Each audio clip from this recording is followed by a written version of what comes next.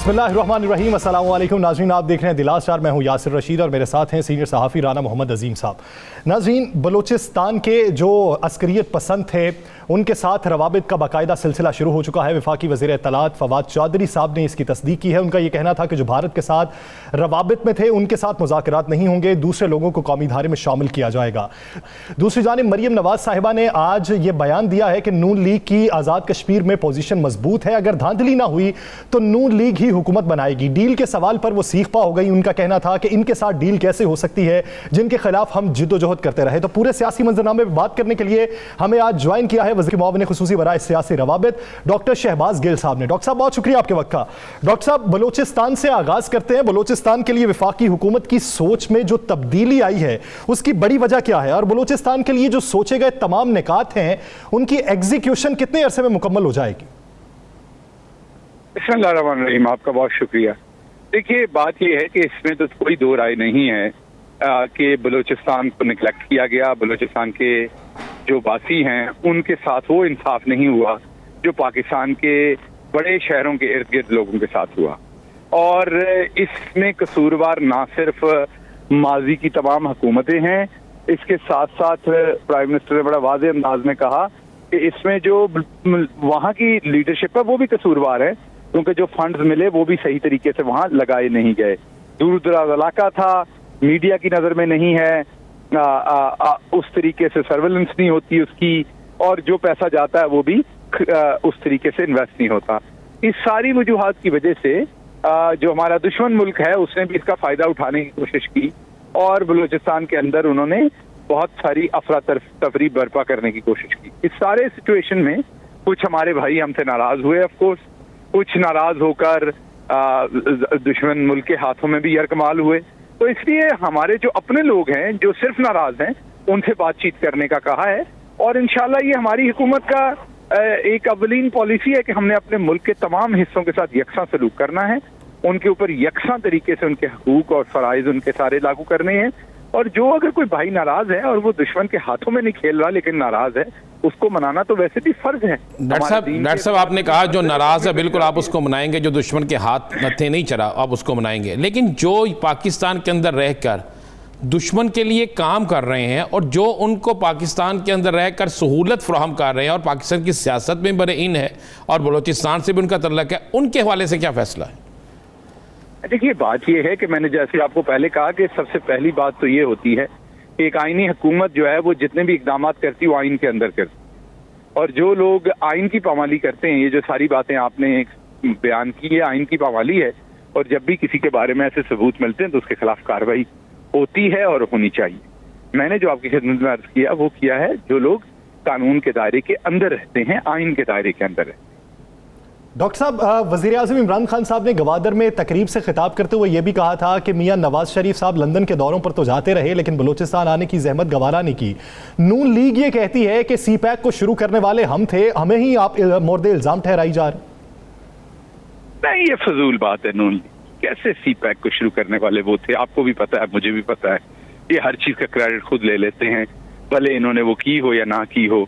जो मोटरवेज, जो सड़कें प्रेसिडेंट मुशर्रफ शुरू करके गए या चौधरी परवेज अलाई ने पंजाब में शुरू की, लैब एक फॉरेंसिक लैब है, आपने देखा होगा अक्सर औकात वो जो लाहौर की फॉरेंसिक लैब है पंजाब की, उसका क्रेडिट नून लीग बारहा लेती है, हालांकि चौधरी परवेज अलाई शुरू करके गए थे।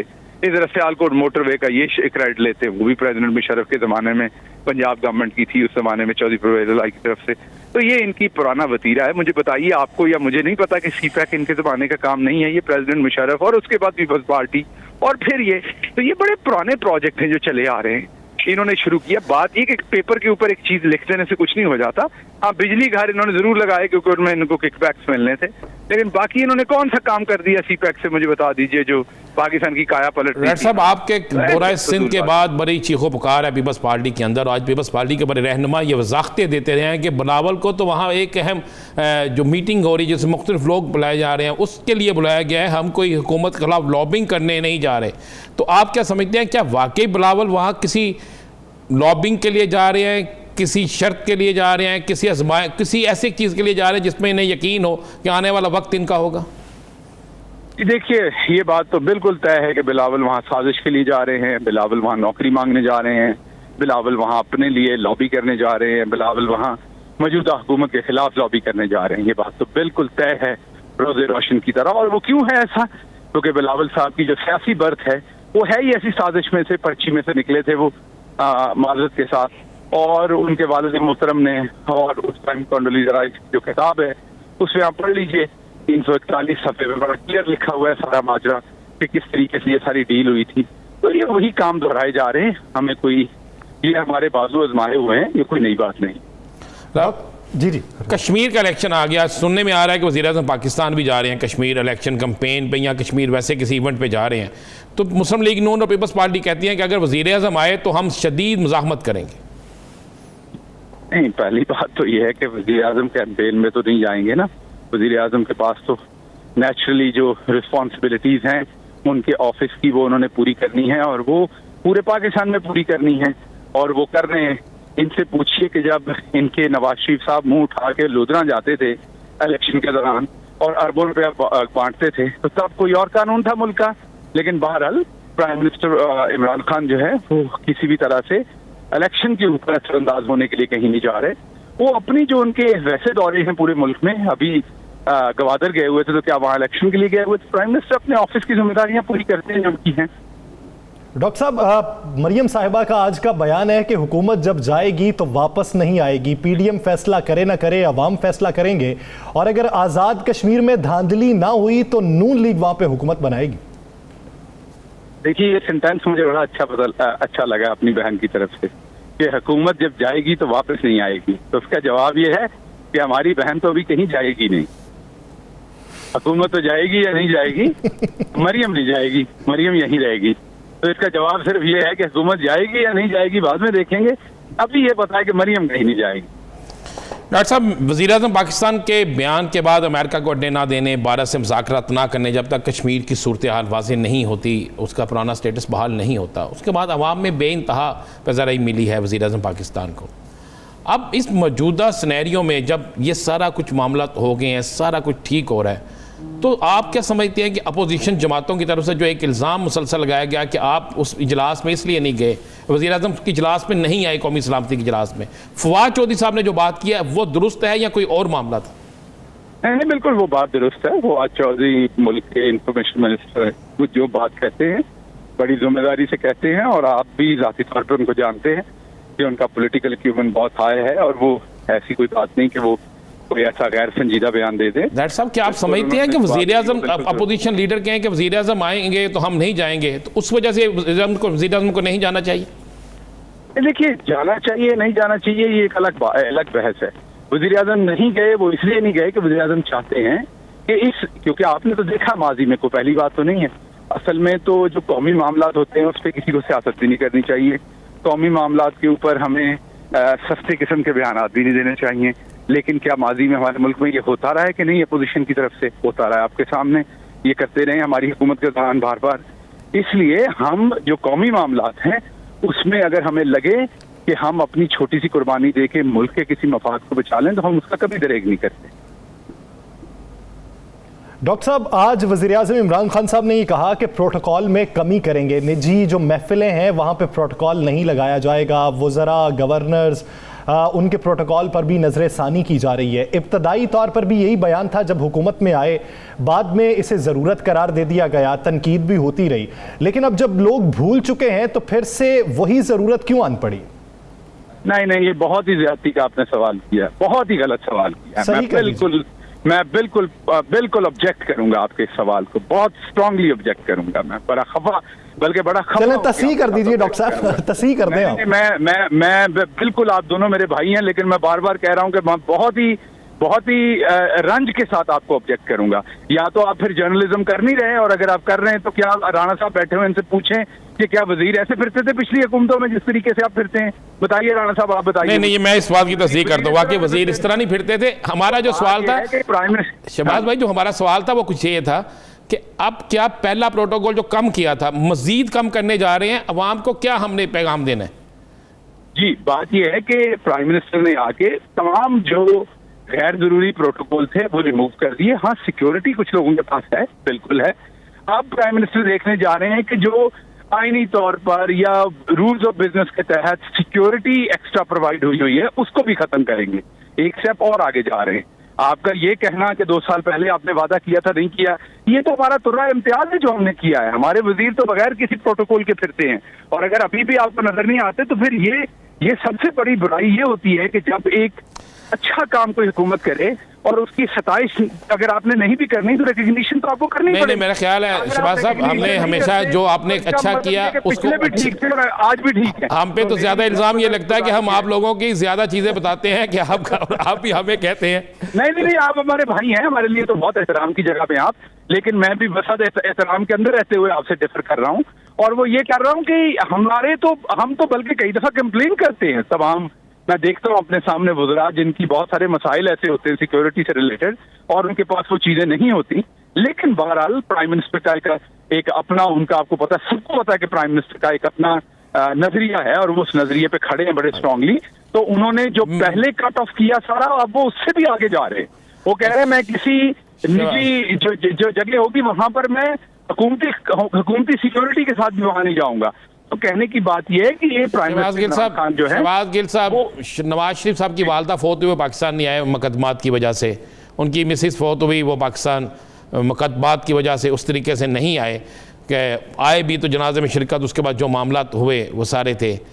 अब आबद शेर अली की मिसिस फोत हो गई, अहलिया फोत हो गई, अल्लाह उन्हें जन्नत में आला मकाम अता फरमाए, वो भी पाकिस्तान में आए। उन्हें क्योंकि उनका भी तल्लक शरीफ ख़ानदान से है, कहा जाता है कि कोई भी वहाँ से, हमने उनसे पूछा तो उनकी तरफ से जवाब है कोई भी वहाँ से आता तो ये उसे गिरफ्तार कर लेते। क्या उन्होंने पाकिस्तान आने के लिए कोई रब्ता किया था या हुकूमत उनकी गिरफ्तारी चाहती थी?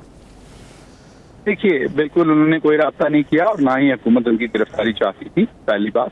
और दूसरी बात यह है कि अभी उनके यहाँ फौतगी बहुत ताज़ा है, मैयत बहुत ताज़ा है, अभी फौतगी हुई है उनके यहाँ। तो मैं इस पर ज़्यादा बयानबाजी नहीं करना चाहता, पॉलिटिकल बात मैं इस पर नहीं करना चाहता। आबिद साहब की अहलिया को अल्लाह जन्नत में जगह दे, उनके छोटे छोटे बच्चे हैं, यतीम हुए हैं। माएँ जब जाती हैं तो सबसे ज़्यादा जो एक पेनफुल जर्नी होता है उसके बाद वो बच्चों का होता है। अल्लाह उन बच्चों को सब्र दे, आबिद साहब को सब्र दे, उनके तमाम घर वालों को सब्र दे। तो मैं इसके ऊपर इस मौके पे, जब उनके घर में अभी मैयत बिल्कुल है, तो इस मौके पे इस पर मैं बयानबाजी नहीं करूंगा। और उसके बाद अगर आप मेरे से कोई पॉलिटिकल सवाल पूछेंगे तो उन्हें आना चाहिए था। आज साबिक वज़ीर आज़म शाहिद खाकान अब्बासी साहब ने अपनी पेशी के बाद मीडिया से गुफ्तगू करते हुए ये कहा कि आप नैब चला लें या मुल्क चला लें, नैब उन वज़रा से सवाल क्यों नहीं करता जो निकाले गए, महंगी LNG पे सवाल क्यों नहीं किए जाते, फर्नेस ऑयल पे सवाल क्यों नहीं किए जाते? देखिए, बात यह है कि जो शाहिद खाकान अब्बासी हैं वो अच्छे भले डिसेंट बंदे होते थे, लेकिन उनको कुछ हो गया है। उनकी जो बातें हैं उन पे तो अब हम क्या तबसरा करें। अभी उन्होंने 2 दिन पहले कहा कि हाँ मैंने इलेक्शन चोरी किया है। उन्होंने कहा कि उसकी वीडियो पड़ी हुई, उन्होंने कहा कि हमें इलेक्शन चोरी करने की बड़ी महारत है, हमें सबसे ज्यादा तजर्बा इलेक्शन चोरी करने का। और उन्होंने कहा कि मैंने इलेक्शन चोरी किया, आप कर ले मेरा जो करना है। तो आप वो ऐसे बंदे के बयान पे बंदा क्या बात करे। आखिरी सवाल डॉक्टर साहब, PDM की तहरीक जल्द से जुलूस, अब बाकी तो कुछ नहीं रह गया, इस पर क्या कहेंगे? क्या आप समझते हैं कि PDM आगे जाकर हुकूमत के लिए कोई मुश्किलात पैदा कर सकती है? नहीं, वो आजकल जब आपको पता है कि हब्स ज्यादा होती है तो कई ऐसे मामला होते हैं, लोग ऐसे ही आपस से बाहर होकर किसी से लड़ पड़ते हैं, बयानबाजी कर देते हैं, लेकिन इन चीजों से कोई फायदा नहीं होता। ये वैसी बयानबाजी हो रही है, NRO नहीं मिला, कुछ और करने की कोशिश हो रही है, इवेंचुअली ये भी डिसअपियर हो जाएगा इनका सारा कुछ, बिकॉज इनके हाथ में है कुछ नहीं। अवाम को बेचने के लिए, अवाम को देने के लिए है नहीं। अवाम के आजमाए हुए हैं, उनको पता है कि चोर डाकू लुटेरे उन्हें कुछ नहीं दे सकते। तो ये एक फजूल का ऐसे ही ब्लफ गेम कर रहे हैं, जो इनको पहले हासिल हुआ वही अब हासिल हो। ऑपोजिशन का जो हालिया बयानिया है वो इस वक्त अपनी सियासत चमकाने के लिए है। बहुत शुक्रिया डॉक्टर शहबाज गिल साहब इस हवाले से अपना वक्त देने के लिए। नाज़रीन, दीगर इश्यूज़ पे बात करेंगे, एक साथ स्टे विद अस।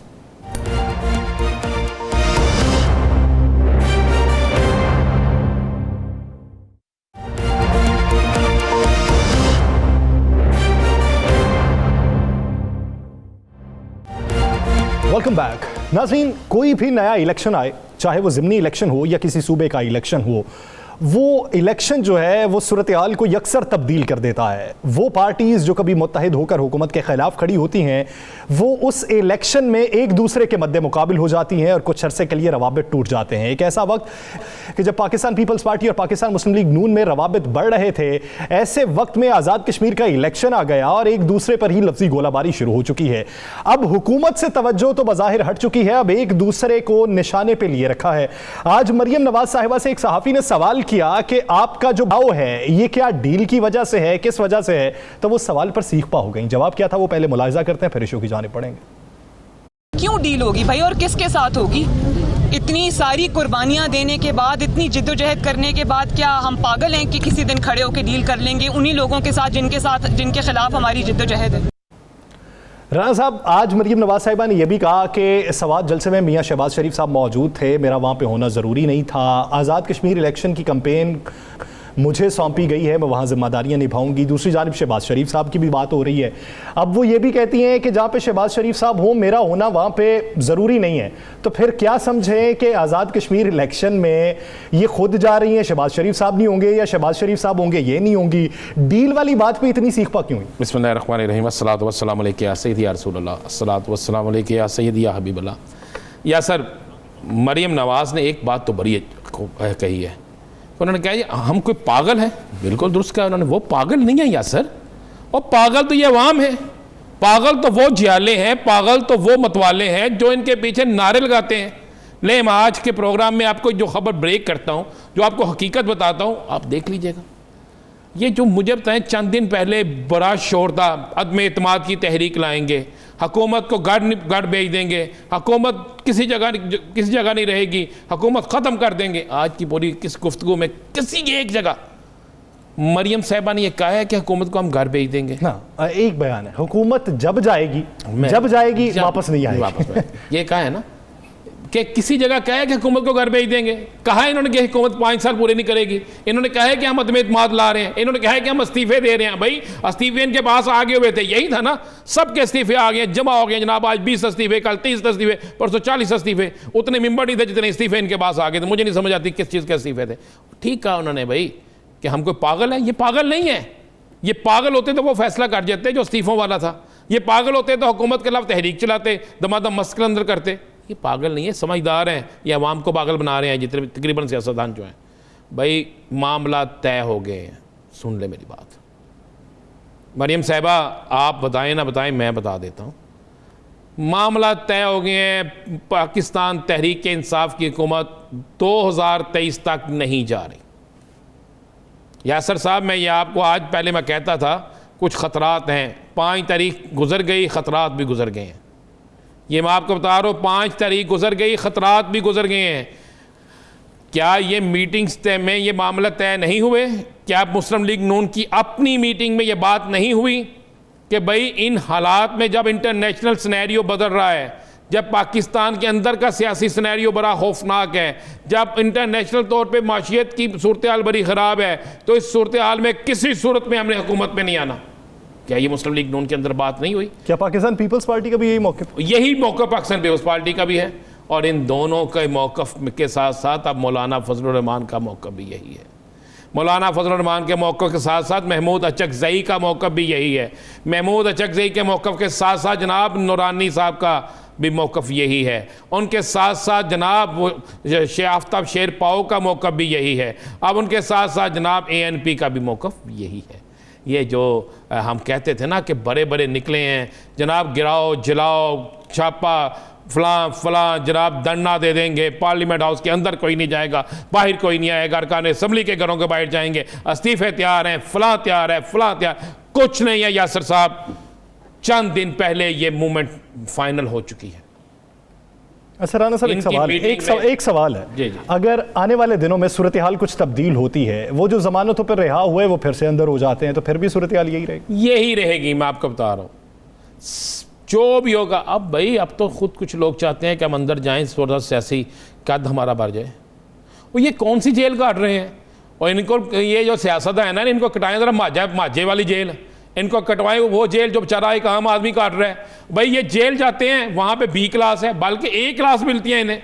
वहाँ पे जब जेल में थोड़ी सी तंगी आती है हॉस्पिटल में चले जाते हैं, अस्पताल में टेलीफोन इनके पास है, अस्पताल में खाना नंबर 1 इनको मिलता है, अस्पताल में बेड इनके पास है, टीवी इनके पास है, एसी इनके पास लगा हुआ। क्या कौन सी जेल है? और जेल तो काटता वो माजा बेचारा जो बेगुनाह पकड़ा जाता है, जेल तो काटता जिसका घर का बिल ज्यादा आ जाए वो चीखता है, बिल अदा नहीं करता उसे पकड़ के ले जाते हैं। जेल वो काटते हैं या जेल काटने के लिए साफ़ी मौजूद? अब तो साफ़ियों को भी धमकियाँ मिलती है ना, ये वो मौजूद है। ये किस तरफ से जेल काटते हैं? कोई जेल नहीं काटते, ये जेल नहीं होती, ये पिकनिक होती है, ये कुछ दिनों के लिए आराम होता है। यासर, ऐसी जेलें जो होती हैं ना, ये गरीब आदमी के लिए जेलें हैं, ये साफ़ियों के लिए जेलें हैं और इनके लिए जेलें नहीं हैं। दूसरी बात है, ये तय हो गया मुस्लिम लीग नून की जब मीटिंग में ये बात तय हुई कि अब 2023 तक का करें, तो मैं आपको ये भी बता दूँ, बड़ी खबर दे दूँ, क्या मोहतरमा वहाँ पर एक आपके अहम तरीन लीडर ने नहीं कहा कि भाई 2023 तक का इंतज़ार करें, हमें कुछ मिलेगा? ये मैं लफ्ज़ आपको कह रहा हूँ। क्या वहाँ पर एक अहम लीडर ने नहीं कहा कि 2023 तक अब इंतज़ार करें, हमें कुछ मिलेगा? 1 साल बाद तो इलेक्शन कैंपेन शुरू हो जाएगी, हम क्यों 2 साल के लिए हुकूमत को कराने चाहिए? सूबा मिलेगा? कुछ नहीं मिलता। हर शख्स की ख्वाहिश होती है, देखें हालात के वक्त के साथ साथ चेंजिंग होती है। यासर, एक ज़हन में रखिएगा, अगर आप ये कहें एक शख्स है आज हालात और हैं, आप किसी साथ कोई बात करते हैं वो हालात और हैं, कल आके हालात किसी और करवट में चले जाते हैं। इंटरनेशनल सिनेरियो बड़ा चेंज हो रहा है, आपके मुल्क की हालात चेंज हो रहे हैं। ये जो आपने अफगानिस्तान वाली मूवमेंट है, ये छोटी मूवमेंट नहीं है, ये बहुत बड़ी मूवमेंट है। आधे अफगानिस्तान पे तालिबान का कब्जा, उसमें भी आएंगे, उसमें भी आपको एक आज बड़ी 2 ब्रेकिंगें देंगे, 2 बड़ी ब्रेकिंगें देंगे, आगे बढ़ के बात कर लेते हैं। तो यासर साहब, ये है पीपल्स पार्टी फाइनल कर चुकी है और उसमें भी इस यकीन दहानी पर कुछ हिस्सा मिलेगा, उनके भी अंदर जहन में ये है। मुस्लिम लीग नून की शख्सियत जो है, ये नून लीग की अपने, मैं फैमिली मीटिंग की बात बता रहा हूँ, और उस फैमिली मीटिंग में जनाब बरतानिया से भी लोग मौजूद थे, पाकिस्तान से भी मौजूद थे, तो फाइनल हो चुका था कि जनाब नहीं लेना, और ये सारा कुछ फाइनल हो चुका हुआ है हजूर। सही। आने वाले दिनों में सियासी मंजरनामा किस हद तक तब्दील होता है, कितनी नरमी रहती है और कितनी गर्मी पैदा होती है, ये वक्त ही बताएगा। नाज़रीन, पे बात करेंगे एक शॉर्ट ब्रेक के बाद। Stay with us.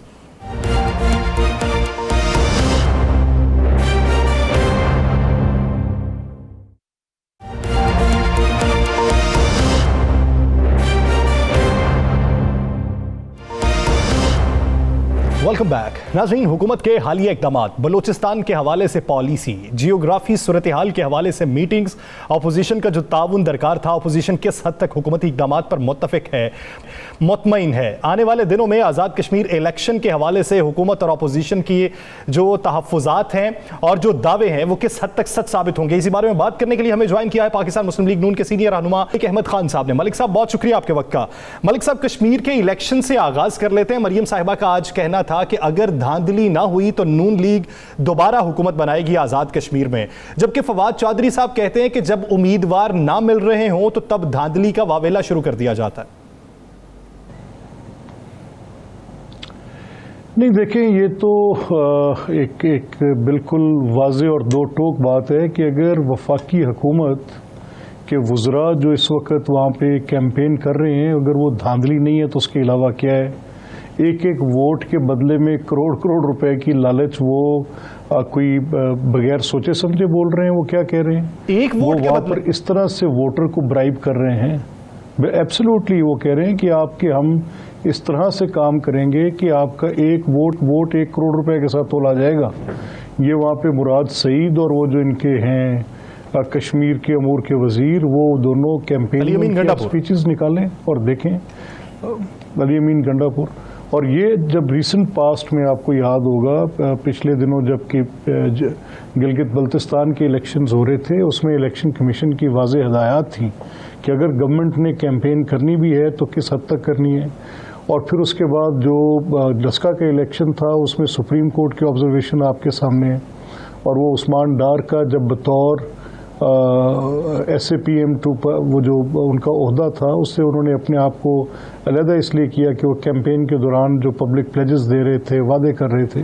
तो ये एक वाज़ेह सूरत है धांधली की कि आप हुकूमती मशीनरी का इस्तेमाल करें, वहाँ पे प्रोटोकॉल्स के साथ आगे पीछे चीफ सेक्रेटरी की गाड़ियाँ लगाकर आप कैंपेन कर रहे हो, तो ये लेवल प्लेइंग फील्ड मुस्लिम लीग नून इस पर इनके खिलाफ कोई इलेक्शन कमीशन में जा रही है? ज़रूर जाना चाहिए, मेरे इल्म में तो नहीं है, लेकिन अगर नहीं जाएंगे तो गलत होगा। जाना चाहिए, कंप्लेंट करनी चाहिए। इनकी जो और ये ओवर डूइंग्स हैं इनकी, जो लॉ की परवाह न करना, इलेक्शन कमीशन के ज़ाब्ता कार की उसको किसी खातिर में न लाना और जाके वहाँ पे हुकूमत की मशीनरी का अंधाधुंध इस्तेमाल करना, हुकूमती वसाइल का इस्तेमाल करना, चीफ मलिक साहब जरा इससे आगे निकल जाते हैं। अगर वो जाएंगे तो आपने कहा कि थानेदार तक आप कह रहे हैं कि जाना चाहिए, नहीं जाएंगे तो नुकसान उठाएंगे। मलिक साहब, मुस्लिम लीग नून का नारा था असम्बलियों से इस्तीफे, आप लोगों ने इस्तीफे जमा भी करवा दिए, इस्तीफे जमा भी हो गए। पीपल्स पार्टी चलें खिसक गई बीच में से, लगा लें जो आप कहते हैं वही मान लेते हैं, लेकिन उसके बाद अब इस्तीफ़ों का जिक्र दूर दूर तक नहीं। जिस असम्बली को बार बार मोहतरमा कहती हैं जाली असम्बली है, ख्वाजा साद रफ़ी कहते हैं हम हलफ नहीं उठाना चाहिए था, तो अब कौन सी ऐसी चीज़ आ गई कि आपको उसी असम्बली के अंदर बैठना भी है और इस्तीफ़ों का मामला बिल्कुल खामोशी से गोल हो गया? जी राना साहब, देखिए ये जो इस्तीफ़े हैं ना, ये इनका मकसद ये था कि अगर कलेक्टिवली दिए जाते, ये मैं तस्लीम करता हूँ कि पीपल्स पार्टी को हक हासिल है। अब मैं किसी तज्जिया निगार के तौर पे तो नहीं कह रहा, बट एक सियासी कारकुन की हैसियत से मैं ये कह रहा हूँ कि अगर पीपल्स पार्टी दयानतदारी के साथ ये समझती है कि वो उनकी एक हुकूमत है, वो क्यों छोड़ेंगे, उनका हक है कि वो इस्तीफ़े ना दें, असम्बलियों के अंदर रहें, ये उनका हक है। लेकिन पीडीएम की जो 22 नकात थे उनका ये हिस्सा था और हमारा ये ख्याल था कि जितना इसको हम वक्त देंगे और जितना इस सिस्टम का हिस्सा रहेंगे, उतना ही हम उस कॉज से, जिस कॉज को, जो कि छोटा कॉज नहीं था, यानी आपकी पॉलिटिकल फोर्सेस ये रिजॉल्व कर लें कि अब आपने कोई ऐसी अरेंजमेंट नहीं करनी जिसमें आप इस्टेब्लिशमेंट के साथ जाकर बैठें और कोई ऐसा रास्ता निकालें जिसके ज़रिए आप हुकूमत तक जाएं, या आपको सिलेक्टेड ब्रांड करना पड़े, या आप कभी किसी मार्शल लॉ की पैदावार के तौर पे देखे जाएं, या कि देखा जाए कि उस दौर में जब ये फलां फौजी आमिर थे तब आपकी वो जो आपके इलेक्शंस के प्रोसेसेस में आप आए और उसको समझा जाए कि ये वो नर्सरियाँ थी। So let it is a time to put an end to that. ये एक वक्त ऐसा आ जाए जिसमें ये तसव्वुर किया जाए कि अब बिल्कुल जो कि आइन में मुत्तफ़िक़ा तौर पे सारे मुल्क ने और सारी सियासी जमातों ने अपने लिए हदूदों के यूद तय किए हैं, सियासी जमातों पर तय किए हैं, पार्लियामेंट के लिए की हैं, अदलिया के लिए की हैं, फ़ौज के लिए की हैं, सब के लिए की हैं। तो उसको उस एक पराए में रख के देखा जाता तो ये बहस मुख्तलिफ थी और उसके लिए असम्बलीज में से बाहर निकलना, ये हुकूमत का खात्मा तो एक बड़ा उसका एक छोटा पहलू था, ट्रिवियल इशू था पीडीएम की फॉर्मेशन का। बाहर कैफ वो हुकूमत के खात्मे तक आके महदूद हुआ।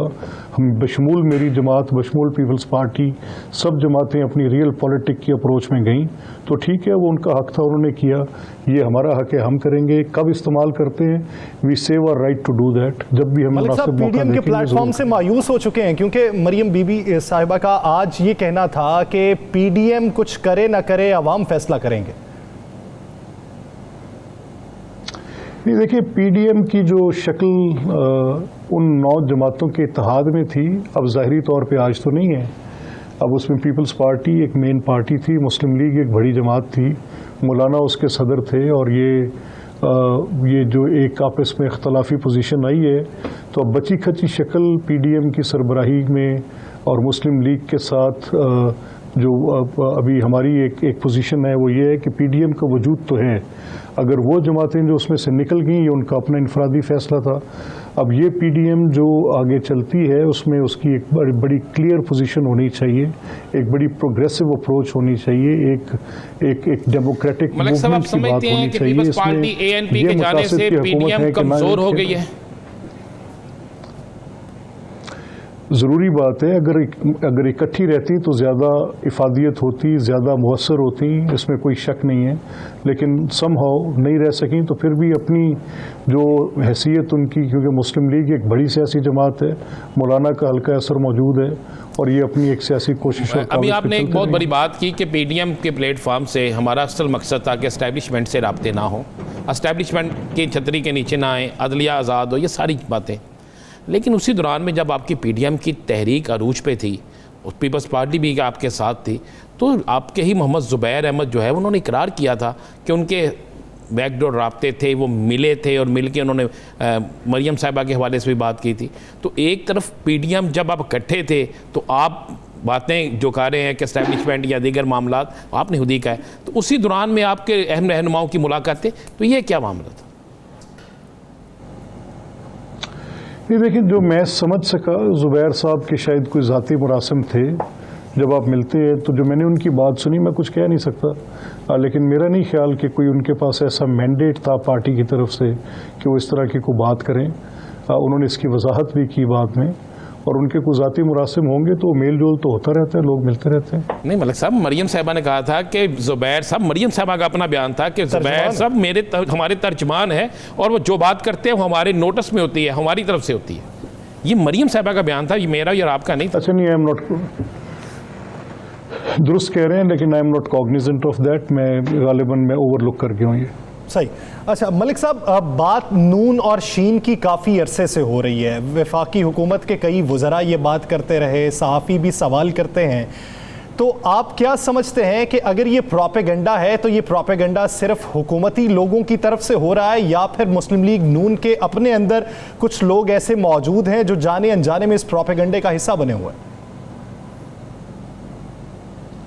अच्छा, नहीं, देखिए, मैं तो ये समझता हूँ कि नून और शीन एक दूसरे को कॉम्प्लीमेंट करने के लिए, दोनों का वजूद एक दूसरे के साथ वाबस्ता है, दोनों एक दूसरे की ताकत हैं, दोनों एक दूसरे के साथ अपना जो भी इजहार है वो करते रहे हैं, आपके सामने है। 35 साल की ये रफाकत है, एक भाई के तौर पे भी और एक सियासी कारकुन और एक लीडर के रिश्ते को भी ये डिफ़ाइन करती है, और ये एक पॉलिटिकल पार्टी के कल्चर को भी डिफ़ाइन करती है। तो मेरा नहीं ख्याल कि नून और शीन का अगर कोई वजूद है तो वो एक दूसरे को तक़वियत देने के अलावा किसी और चीज़ के लिए होगा। जी मलिक साहब, एक सवाल, क्या अब भी मुस्लिम लीग नून की कोई शख्सियात के बैकडोर किसी से राब्ते हैं, मुलाकातें हो रही हैं? आप मेरा सवाल समझ रहे हैं? मेरा नहीं ख्याल कि कोई ऐसी बात, या मेरा नहीं ख्याल कि कोई ऐसी बात है, क्योंकि जितनी तकलीफ मुस्लिम लीग नून की लीडरशिप ने उठाई है, आप मुझे बताएं ना, नेम वन। अगर तसव्वुर कर लिया जाए कि शहबाज साहब के राब्ते, कहा जाता है कि शहबाज साहब के राब्ते, उनकी तो फैमिली सबसे ज़्यादा, उनका बिजनेस सबसे ज़्यादा उन झूठे मुकदमात में जो कि पूरे पाकिस्तान की बिजनेस प्रैक्टिसेस हैं, वो इनके लिए जुर्म ठहरी हुई हैं।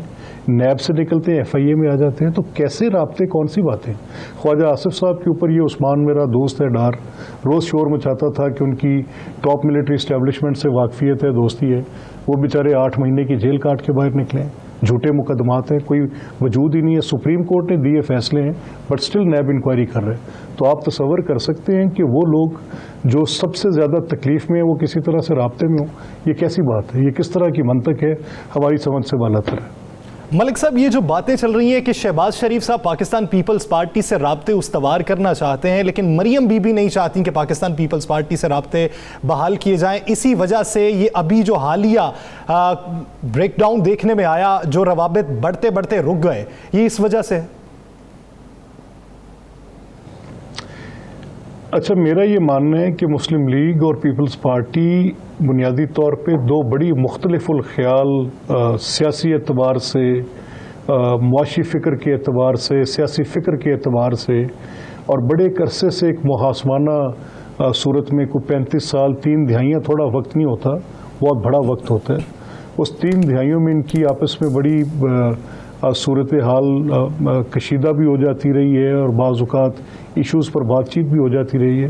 तो किसी वक्त में लगता है जैसे जब PDM के फॉर्मेशन का टाइम था तो मुस्लिम लीग और पीपल्स पार्टी बड़ी सिंसियरली एक दूसरे के साथ एफर्ट कर रही थी आगे चलने की।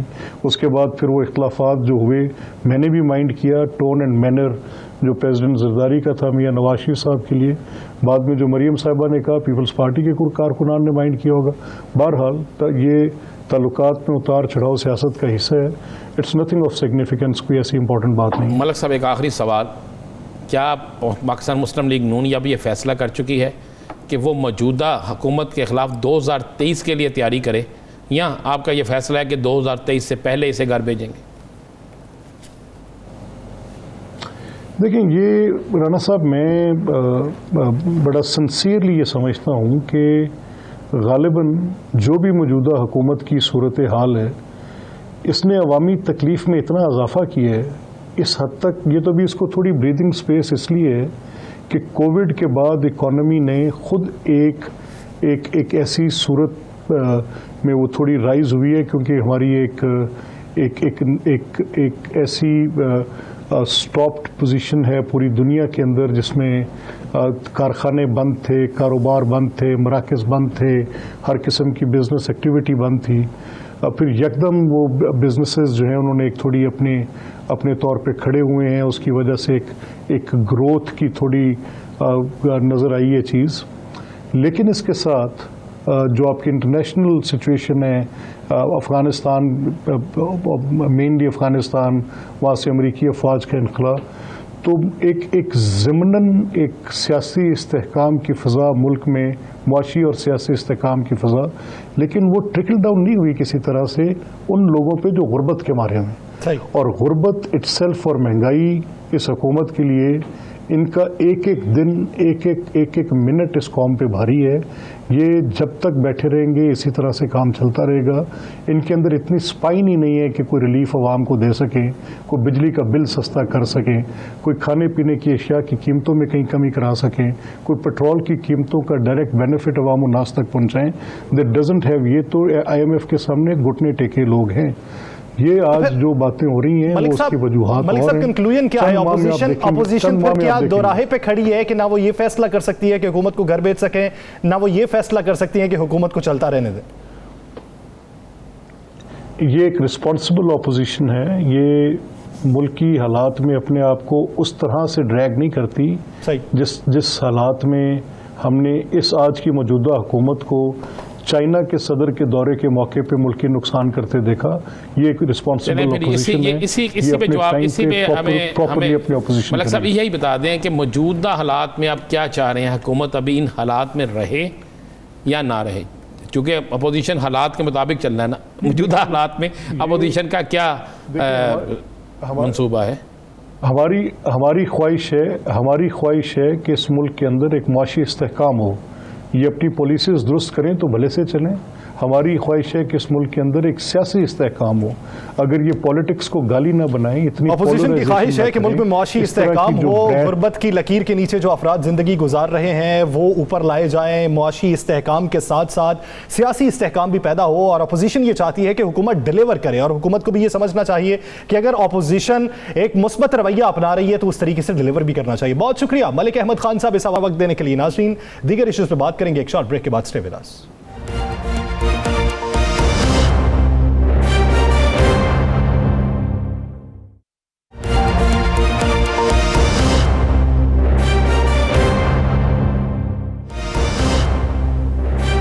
Welcome back. नाज़रीन, जोग्राफियाई सूरत हाल के बायस पाकिस्तान ने अमरीका को अड्डे देने से इनकार किया। वज़ीर आज़म अपने मौक़िफ़ पर डटे रहे। आर्मी चीफ का भी बयान आया कि अमरीका को अड्डे नहीं दिए जाएंगे। पाकिस्तान की सरजमीन जो है वो ख़ित्ते में बदअमनी के लिए इस्तेमाल नहीं की जाएगी। ख़ित्ते में अमन व इस्तेहकाम के लिए हम अपना किरदार अदा करेंगे। जब पाकिस्तान की तरफ से ये इकदाम उठाया गया, ये स्टैंस अपनाया गया, तो फिर कोई ना कोई तो होगा जो पाकिस्तान के मुखालिफ है, कोई ना कोई मुल्क तो होगा जो अमरीका को ऑफर करेगा। आने वाले दिनों में खित्ते में बदअमनी फैलाने के लिए, खित्ते में सियासी इस्तेहकाम ना लाने की कोशिशें कौन कर रहा है? किसकी तरफ से ये अफरादी कुव्वत दिखाई जा रही है, या ज़मीनी साख्त के बायस दूसरों को माइल किया जा रहा है कि हाँ हमारे यहाँ आइए, यहाँ से रास्ता अपनाइए, यहाँ से अपना उरूज पाइए? तो फिर ये उन्हीं के लिए होगा जिनके अपने मफाद अफगानिस्तान में है। वो मफाद किस तरीके के हैं, ये राना साहब की तरफ बढ़ेंगे। राना साहब, पाकिस्तान के इनकार के बाद को ऑफर किसने किया और क्या किया? आपको पता है, बरस पहले उज़्बेकिस्तान, ताजिकिस्तान, यहाँ से अड्डे मांगने की कोशिश की गई। उन्होंने फ़ौजी अड्डे देने से इनकार कर दिया। बड़े छोटे मुल्क हैं लेकिन इनकार कर दिया, क्योंकि उन सब ने एक ही बात कही कि हमें ये हकीकत मान लेनी चाहिए कि तालिबान एक हकीकत है। अगर तालिबान एक हकीकत और कुव्वत ना होते तो क्या अमेरिका जैसी सुपर पावर उनसे मुज़ाकरत करती है? सर, तालिबान की एक पोजीशन थी तो उनसे मुज़ाकरत किए गए। तालिबान एक अच्छी पोजीशन में थे तो आखिरकार अमेरिका को उसके साथ मुज़ाकरत करके वहाँ से निकलना पड़ा। अब अमेरिका ने, जब पाकिस्तान ने इनकार किया, जब और दीगर ममालिक ने इनकार किया, तो भारत के साथ उनके मुज़ाकरात चल रहे थे। उन मुज़ाकरात में तकरीबन चीज़ें फ़ाइनल हो चुकी हैं। अब पाकिस्तान के भी अदारे बड़े मजबूत अदारे हैं। पाकिस्तान के असास अदारे जो हैं उनको एक एक चीज़ की खबर है, एक एक चीज़ उनके इल्म में है। और अब तो मूवमेंट भी तब्दील हो चुकी है। यासर, आप ज़हन में रखिएगा, अगर अमेरिका को भारत अड्डे देता है तो दूसरी तरफ चाइना, ईरान, पाकिस्तान, रशिया, ये भी एक पेज पे आ जाते हैं। देखें, हर सूरत में चाइना को चाहिए अब अफ़गानिस्तान के अंदर अमन, चूँकि अफ़गानिस्तान के अंदर अमन होगा, तजारत सही चलेगी, सी पैक ठीक निकलेगा। अब ईरान उसकी चाइना की बहुत बड़ी इन्वेस्टमेंट ईरान में भी हो चुकी है सी पैक की वजह से ना यासर जी। अब ईरान को भी पैसे मिले हैं, ईरान भी चाहता है कि अफगानिस्तान के अंदर अमन हो। ईरान से जो तवक्कुआत लगा के भारत बैठा था उसको इनकार हो गया। उज़्बेकिस्तान भी चाहता है कि सी पैक का हिस्सा बने, सी पैक का हिस्सा बने।